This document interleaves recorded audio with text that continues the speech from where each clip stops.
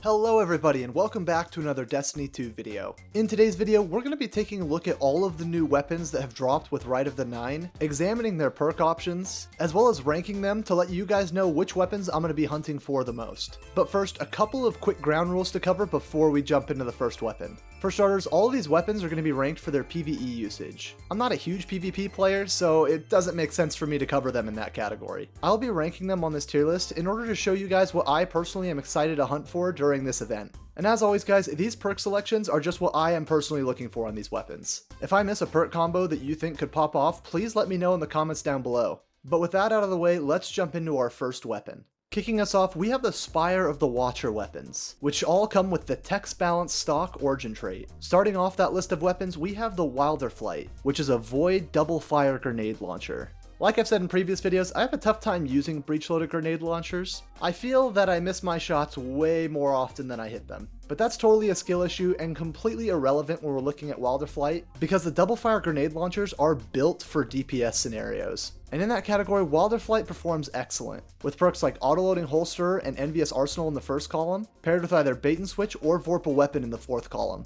There's even a play to be made with Slide Shot in that third column, if you just want to scoot around the map and fire non-stop grenades. All in all, I think Wilderflight is absolutely a fantastic weapon to grind from Spire of the Watcher, and I foresee many top-end PvE players grinding this thing out so that they can slot it into their damage rotations. All that to say, Wilderflight is absolutely going into the must-have category. Moving on, we have the Liminal Vigil, which is a stasis heavy burst sidearm. Heavy bursts, and just burst sidearms in general, are among my favorite archetypes of sidearms in the game. They're very satisfying to use, and sidearms right now are in a really good spot. That said, the thing that brings Liminal Vigil down for me is its really poor reload speed. But aside from that, Vigil actually comes with some really solid perks. In that third column, I'm going to be looking for Headstone or Enlightened Action or Perpetual Motion. And in that fourth column, I am going to be looking for either Rhyme Stealer, Desperado, or Desperate Measures. Headstone and Rhyme Stealer paired together is just the peanut butter and jelly of stasis builds, and Enlightened Action is going to pair beautifully with Desperado or Desperate Measures, with Perpetual Motion as a nice backup.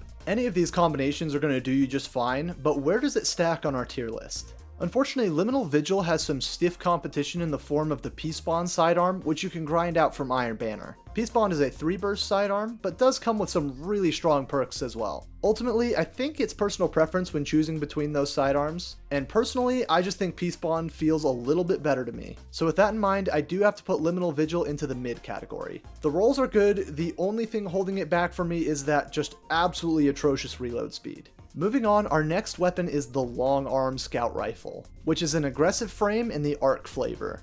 Scout rifles are not in the greatest spot in Destiny right now, and on top of that, aggressive frames struggle a lot more than their counterparts because their reload is so slow. Having to reload every single shot individually might be okay on a shotgun, but for a primary weapon that you are using all of the time, that reload animation can be a bit of a deal breaker for a lot of people. That said, personally, I really don't mind the aggressive frame scout rifles. I think they're a really fun and unique weapon, and with the right rolls, they can really shine. And luckily for us, Long Arm does have some really solid perks. In that third column, I'm going to be looking for either Rapid Hit, Dual Loader, or Subsistence. And in that fourth column, I'm going to be looking for Dragonfly, Redirection, or Explosive Payload. To address the elephant in the room, I know a lot of people are really hyped about Rolling Storm and Bolt Charge in general, but personally I think there are so many easier ways to acquire stacks of Bolt Charge that having my weapon generate Bolt Charge on kill kind of feels like a wasted perk slot in my opinion. But me personally, I am really excited to get a Long Arm with any of these sets of perks, especially something like Dual Loader or Subsistence paired with Redirection. Ever since Redirection has gotten buffed this season, I have been on the hunt for more weapons with this perk, and for it to show up on an aggressive frame scout rifle has really piqued my interest in this weapon. This thing already hits super hard, and Redirection is only going to make it hit harder. Is it a must-have? I personally don't think so, but I am absolutely going to be looking for a Long Arm in my runs, and so with that in mind, I am putting Long Arm into the better than average category. Super excited to get one with Redirection. I cannot wait to see how that perk performs on that weapon. The last of the weapons from the Spire of the Watcher dungeon is the Terminus Horizon, which is an arc high-impact frame machine gun. High impact frames really aren't my favorite machine gun. Actually, they're kind of tied in last place with rapid fire frame machine guns. They're not bad per se, but I definitely prefer the 450s and the 600 RPM machine guns to these any day of the week. But let's go ahead and take a look at Terminus Horizon's perks. I'm not going to lie to you guys, in that third column, the only perk I'm going to be looking for is the Reconstruction perk.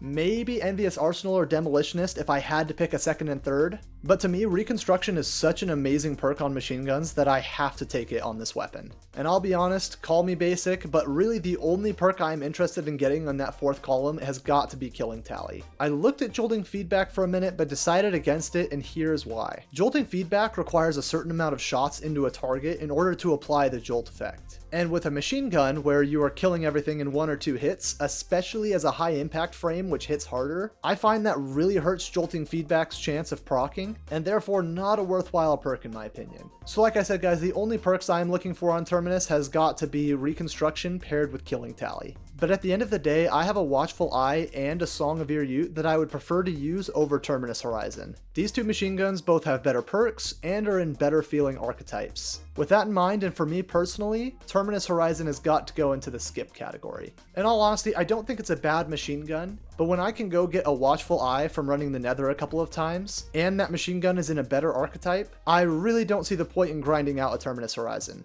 Moving on, we have the returning weapons from the Ghost of the Deep dungeon, which come with the absolutely amazing origin trait in Restoration Ritual. And kicking off our list, we have the new Pacific Epitaph, which is a stasis wave frame breech-loaded grenade launcher. I wasn't a big fan when the new Pacific Epitaph first came out, but that was because the Forbearance grenade launcher was absolutely dominating the wave frame scene. But the sandbox has changed since Forbearance was king of the sandcastle, but even so, new Pacific Epitaph is looking to be an okay choice at best. If at all possible, I love quick or auto reloads on my grenade launchers, especially my breech-loaded ones. So in that third column, I absolutely have to go for either Envious Arsenal or Demolitionist. To pair with those perks in the fourth column, I would have to go with either Chain Reaction or Redirection. I'm sure there are other perk options that would do just fine on new Pacific Epitaph, and my problem isn't with the grenade launcher itself, more a problem with the archetype it falls into. Wave frames have kind of had their day in the sun, and for me personally, if I am going to run a stasis breech loaded, I am just going to pull out my Lost Signal. It's an area denial frame, it's craftable, and it comes with auto-loading holster in that third column. I'm still going to try to lock down a new Pacific Epitaph in case wave frames get some sunshine, but until then, and because Lost Signal exists, I have to put new Pacific Epitaph into the mid category. Moving on, we have the Greasy Luck, which comes to us as a rapid-fire glaive in the solar flavor. In between now and the last time I reviewed a glaive, Bungie has really buffed glaive's quality of life usage. So while I would normally write off Greasy Luck as just another glaive, after playing with them this season, I really do have to give them props. Glaives are now really fun to use, and using them in high difficulty content successfully is such a satisfying play loop. Taking a look at Greasy Luck's third column perks, I have to go with either Melee Momentum or Reconstruction. And in that fourth column, there's really only one perk choice for me, and that has to be Close to Melee. Close to Melee for me is so strong in so many different glaive builds, and until Bungie starts to incorporate some of these other perks in the melee part of the glaive, not the projectile, Close to Melee will continue to be my de facto glaive perk that I want in that fourth column. Again, I'm really enjoying glaives this season, and I think Greasy Luck has some really good perks to put it on par, if not above, than most of the other glaives on my list. So with that in mind, Greasy Luck has to go into the better than average category. Don't sleep on glaives, guys. Give them a try. They're actually really fun to use once you get over the learning curve of using them. Next on our list is the No Survivors, which is an aggressive frame solar submachine gun. In a very on-theme manner, No Survivors has kind of been my white whale for a long time in Destiny. The perk combination I was looking for was Demolitionist paired with Incandescent. I love the 720 rounds per minute, I love Demolitionist, I love Incandescent, and I thought it would pair so well in so many of my solar builds. And so to see this submachine gun come back with Demolitionist and Incandescent again, my hunt for the White Whale is officially back on. And the White Whale has actually gotten some perk additions in the form of Heel Clip and Master of Arms. My God of God roll would be to have all 4 of these perks drop on the same weapon. I think this is easily one of the coolest submachine guns in the game. It has some fantastic perks, and my own vendetta of hunting it means that personally, I have to put no survivors into the must-have category. In all honesty, submachine guns really aren't in a great spot in the game right now. Most people are going to look at the no survivors and probably want it in the better than average or the mid category, but this is my list, not your list, and personally, I'm going to be hunting no survivors religiously when it's the Ghosts of the Deep week.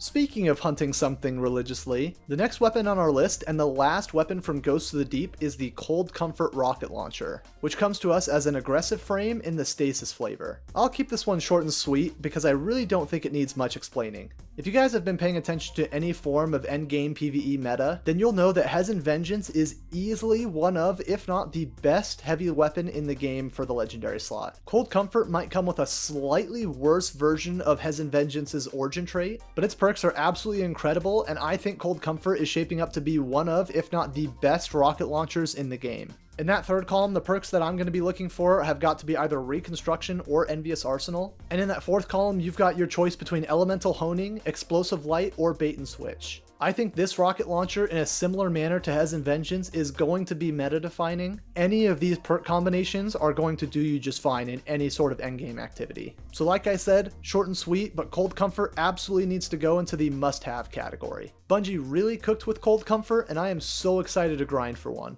Moving on to our next dungeon, we have the weapons dropping from Prophecy, which come with the origin trait Crossing Over. Not a bad origin trait, and I love the aesthetics of all of the Prophecy weapons. Kicking off our list of the Prophecy weapons, we have the Judgement, which is an adaptive frame stasis hand cannon. As good as the Judgement might be, I have never really been a fan of its gun model. There's just something about the way that this gun shoots and sounds that really doesn't appeal to me. That said, Bungie has actually gone in and individually tuned the Judgement with some better stats this season, and so that has definitely piqued my interest once again in this hand cannon. In that third column, I'm absolutely going to be looking for either Demolitionist or Headstone, and in that fourth column, I'm absolutely going to be looking for either Paracausal Affinity, Rhyme Stealer, or Timed Payload. Like I've said before, Headstone and Rhyme Stealer are just a peanut butter and jelly perk for stasis weapons, and I love the idea of Demolitionist with either Paracausal Affinity or Timed Payload. I've really grown to like Paracausal Affinity as a perk on my weapons, and Timed Payload is just a really rare perk that you really don't see on too many weapons nowadays. Any of those perk combinations are going to treat you just fine. The only one I would steer clear of is Headstone paired with Timed Payload. Timed Payload means that half of your damage per shot isn't going to be applied, so you wouldn't be proccing Headstone off of precision hits as frequently. My problem with the Judgement hand cannon is that it has some really stiff competition in the stasis department. Hand cannons like Exuviae, Bold Endings, and IS Luna all have fantastic perk options and feel phenomenal to use. So if you don't already have a stasis hand cannon, Judgement is going to do you just fine. But personally, I cannot rank Judgement any higher than the mid category. I just think there's way too much competition for Judgement, and it doesn't have the right perks to really make it stand out in the crowd. It's a fun hand cannon, and I'm excited to try it out with its stat increases, but I think the archetype and the flavor that it's in is just too noisy right now. Up next on our list is the Relentless, which comes to us as a strand high-impact frame pulse rifle. High-impact frames have never been my favorite kind of pulse rifle in PvE, but Relentless comes with some really solid perk options that I'm really excited to try out. Starting in that third column, you're spoiled for choice with perks like Keep Away, Tear, Rapid Hit, Slice, but the perk I am most excited to get on this pulse rifle has got to be Firefly. It's a great perk, it adds a good amount of reload speed, and it causes a solar explosion on trigger. An amazing perk and one that I'm super excited to get on this pulse rifle. In that fourth column, I'm going to be looking for perks like Desperado, Hatchling, or Paracausal Affinity. All of these perks pair beautifully with Firefly, and I would be happy getting any one of these perk combinations on this weapon. Its archetype holds Relentless back a little bit, but I think the fact that this pulse rifle comes with Firefly in that third column really puts it at the better than average category. The next weapon on our list is the Prosecutor, which comes to us as a precision frame arc auto rifle. I'm not a huge fan of precision frame auto rifles. I much prefer rapid fire and adaptive frames, but Prosecutor is coming with some really cool perk combinations that I cannot ignore. In that third column, I'm going to be looking for either Eddy Current, Dragonfly, or Subsistence, and in that fourth column, I'm going to be looking for either Onslaught, Paracausal Affinity, or Volt Shot. Volt Shot might be a little lower on my list, but Onslaught or Paracausal Affinity would be excellent in that fourth column. Extra damage or extra fire rate to pair with Dragonfly in that third column would make this auto rifle so unique. Prosecutor does have some really stiff competition in the form of the pyroelectric propellant from the Vesper's Host dungeon, but I think the unique combination of Dragonfly paired with Onslaught or Paracausal Affinity is really going to set Prosecutor apart. With that in mind, it's not a must-have, but I definitely feel safe putting Prosecutor in the better than average category. This auto rifle is shaping up to be really unique, and I am really excited to get these perk combinations to drop for me. Moving on, and the last weapon in the Prophecy Dungeon loot pool, we have a Sudden Death, which comes to us as a Void Aggressive Frame shotgun. If you've been keeping an eye on the Destiny 2 sandbox, you'll know that it is full of Void shotguns in multiple different archetypes. So for me, and I'm sure a lot of other people, a Sudden Death needs to come with something unique in order to make it stand out amongst the crowd. And luckily, Bungie saw the same thing and decided to give us a super unique combination of perks on this shotgun. That super unique combination is the only perk combination I'm going to be looking for on this shotgun, and it is the pairing of 1-2 Punch in the third column with Trench Barrel in the fourth column. Seeing these two perks roll together on this gun is absolutely incredible, and I cannot wait to get my hands on one of these things. Sure, there are some other decent perks on this shotgun. I'm a really big fan of Discord in the third, and you can pair that with Paracausal Affinity or Destabilizing Rounds or Redirection in the fourth. But for me personally, guys, it is no contest. I need to get my hands on a 1-2 Punch Trench Barrel combination, and that alone puts a Sudden Death into the must-have category for me. Super excited to get one of those shotguns to drop for me. That perk combination loops perfectly into itself, and I cannot wait to test it out. The last three weapons on our list do not drop from dungeons, but rather drop from other core activities in Destiny 2. Kicking off this list is the Cruel Mercy, which comes to us as a Heavy Burst Arc Pulse Rifle. While the focus is on the dungeon loot, Cruel Mercy is actually dropping from the Nightfalls, and please do not skip out on getting this weapon. Heavy bursts are some of the most effective pulse rifles in the game as far as PvE goes. In that third column, you've got your choice between perks like Dragonfly, Demolitionist, or Eddy Current, and to pair with those, I would either take Frenzy or Desperado in that fourth column. The thing that really kills this pulse rifle for me though is the fact that we did just receive the Corrasion pulse rifle a couple seasons back. Corrasion is craftable and I would argue comes with the better suite of perks. That said, I do not think that this puts Cruel Mercy completely out of business. I know a ton of people who didn't play the season where Corrasion was dropping, and if you missed out on getting one, then Cruel Mercy is going to be really good for your arsenal. But for me personally, I already have a Corrasion, it already functions great, and it's craftable so I can swap out the perks at any time. So for myself guys, Cruel Mercy has got to go into the mid category. I think this pulse rifle is going to do great for people who didn't grind out a Corrasion during Season of the Echo, but for everyone who is sitting on a Corrasion, you can probably leave this one out. The next weapon on our list is the Nature Reclaimed, which comes to us as a lightweight frame solar scout rifle. Nature Reclaimed will be dropping in the next Iron Banner that rolls around this season. Like I mentioned earlier in the video, scout rifles really aren't in an amazing spot, but 200 rounds per minute lightweight frame scouts have got to be some of the best feeling scout rifles in the game, and personally I am a huge fan of that gun model. For its perk options, in that third column I'm going to be looking for either Outlaw, Rapid Hit, or Heal Clip. And in that fourth column, I'm going to be looking for either Desperate Measures, Explosive Payload, or Incandescent. Nature Reclaimed is shaping up to be a very good workhorse scout rifle, and I don't think that's a bad thing. Its competition in the solar scout rifle department really isn't anything crazy. The only two that I would put above it have got to be Vision of Confluence and Trustee. That said, both of those scout rifles come from raids, and if you don't like to raid but you don't mind playing a bit of PvP, Nature Reclaimed is going to be a great solar scout rifle for you to pick up. All that said, I do like to raid, and I love my Trustee as well as my Vision of Confluence. So unfortunately for me, Nature Reclaimed is going into the mid category. It's not bad, and I love 200 RPM scouts, but I have other scout rifles in the solar flavor that I would use over Nature Reclaimed 9 times out of 10.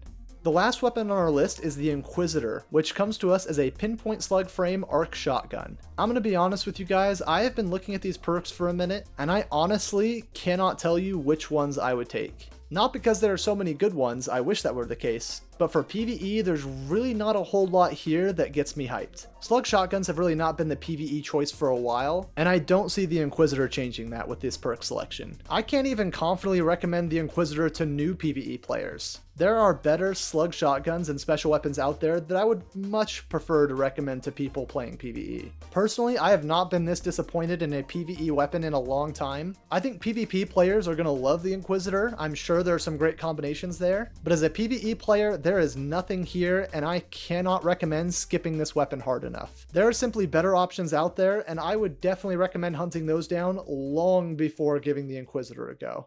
With the Inquisitor done and dusted, that concludes my list and perk breakdown of all of the weapons coming to us with Rite of the Nine. Hopefully this list helped you determine what to chase during this event, as the amount of perks and weapons dropping can be kind of overwhelming to newer players. But whether you're a new, returning, or veteran player to Destiny 2, I hope you enjoyed today's video. Did I miss any perk combinations that you think would pop off? Let me know in the comments down below. I really do read over those at least once a day. But anyways guys, that's going to do it for me. Please go have fun hunting down these weapons, and I will see you guys in the next video.